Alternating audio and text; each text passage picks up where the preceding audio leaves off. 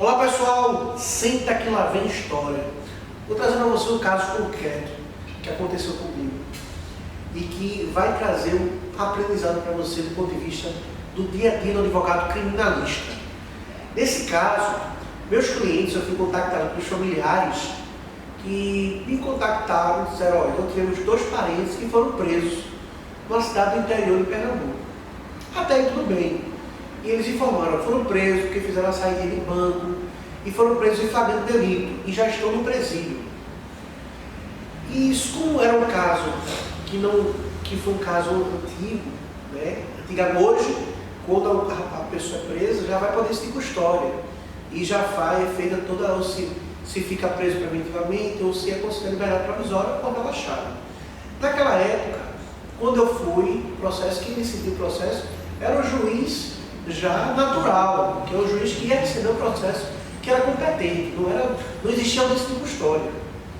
E quando eu chego já com toda a documentação, vou no presídio, converso com meus clientes e vou no fórum para poder ver qual é a acusação que se tem, como é que está o procedimento, para que eu pudesse entrar com um pedido de liberdade provisória, eu verifico que foi feita apenas pelo juiz uma homologação no flagrante, que o correto, de acordo com a lei, à época ainda também, era o juiz, ao receber o auto de prisão em flagrante, ou ele convertia em prisão preventiva, ou ele relaxava a prisão por entender que ela era ilegal, ou ele considerava provisória, se tivesse as condições para responder o processo em liberdade.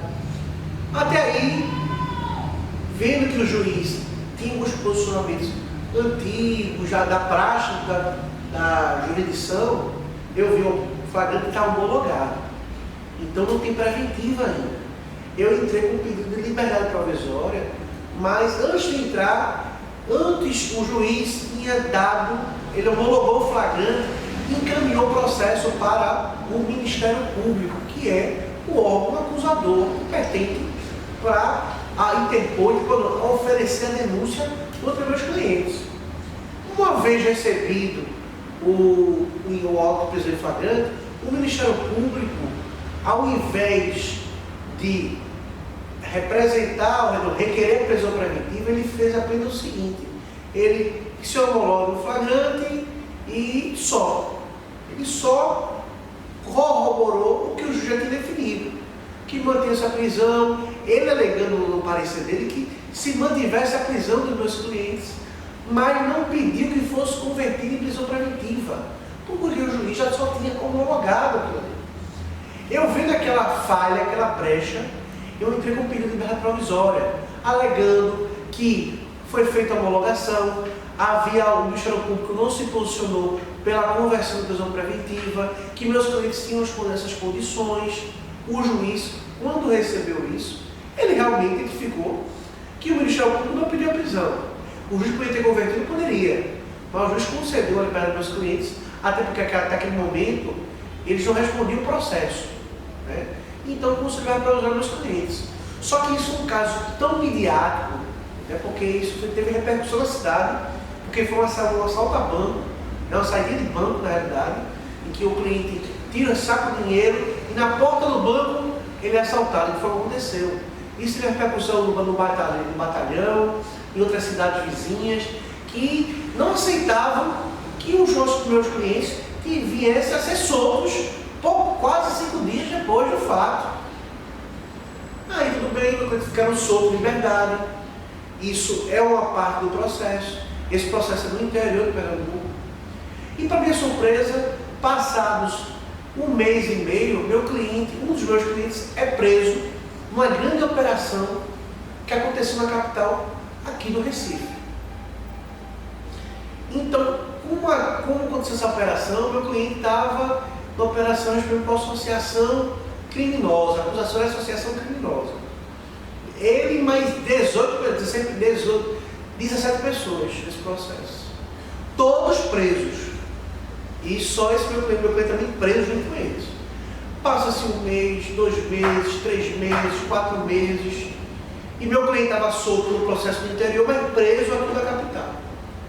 E com o passar do tempo, quando eu verifico que no processo houve movimentação no processo, e a gente sempre acompanhando o processo. Eu tento ir na vara buscar, tirar o processo da vara, ver o processo não está na vara, está em outro local, o processo está com o juiz, o processo sempre tem um argumento para isso.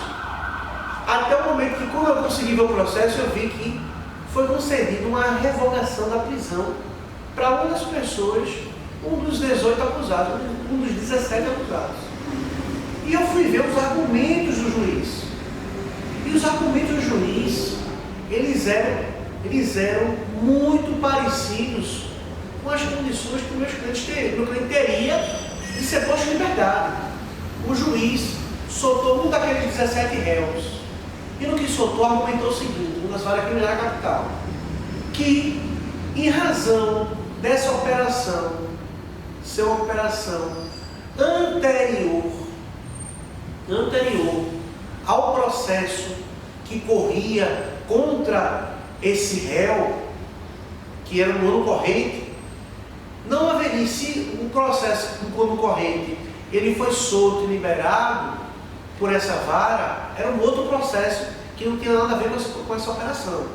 Se ele foi solto por outro processo e não tinha os requisitos da prisão preventiva, também não teria para esse processo da operação.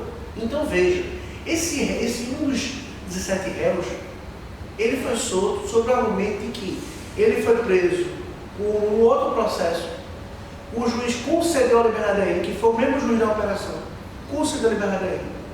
E no que concedeu a liberdade a ele entendeu o seguinte, olha, a operação era de um ano anterior, só que não tinha sido startado as prisões, estava aguardando para decretar as prisões. No ano corrente, o juiz ele é preso por um outro processo e o juiz concede a liberdade a ele. O juiz argumentou que, se no ano corrente ele comete um fato e eu concedi a liberdade por não entender que havia as condições do artigo 312, 311 do Código de Processo Penal, o requisito da prisão preventiva, motivos não teriam de um processo de um ano anterior, que era o processo da operação. Então o juiz usou esse argumento desse processo do ano corrente e o processo anterior, dizendo que não poderia manter a prisão por um processo antigo, se no processo atual ele foi solto. Então, o meu cliente se enquadrava perfeitamente nessas condições.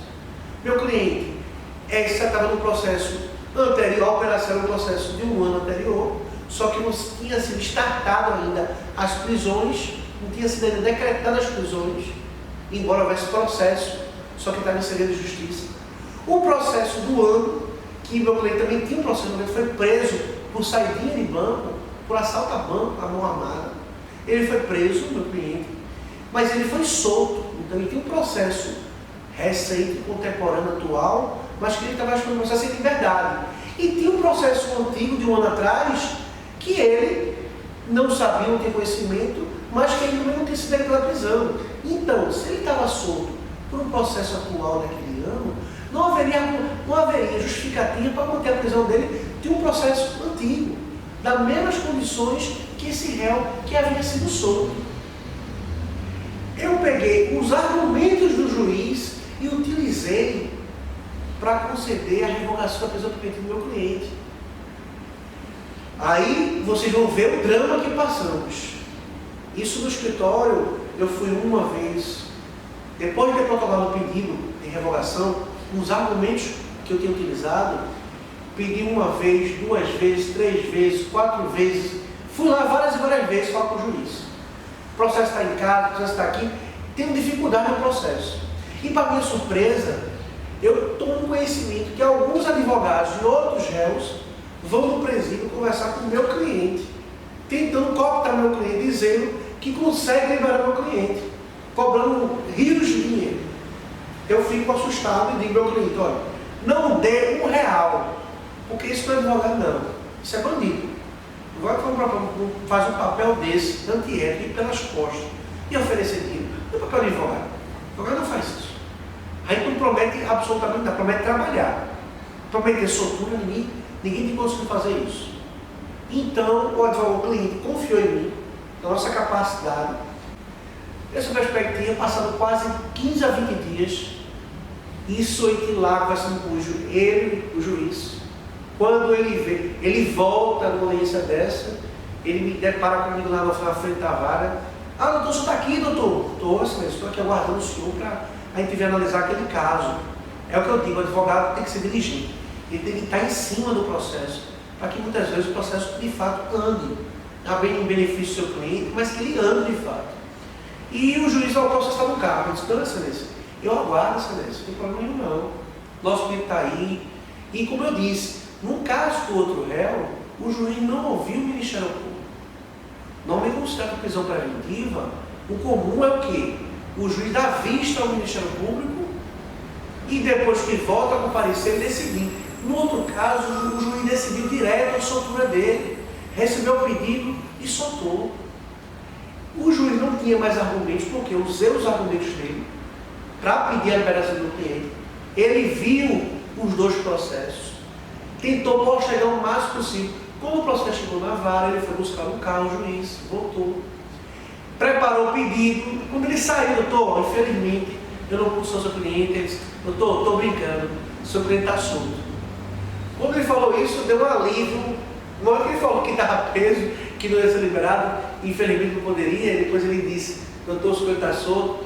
Deu um alívio no coração, mas eu digo o seguinte, que existem vários mecanismos, né, que criam essas dificuldades no processo.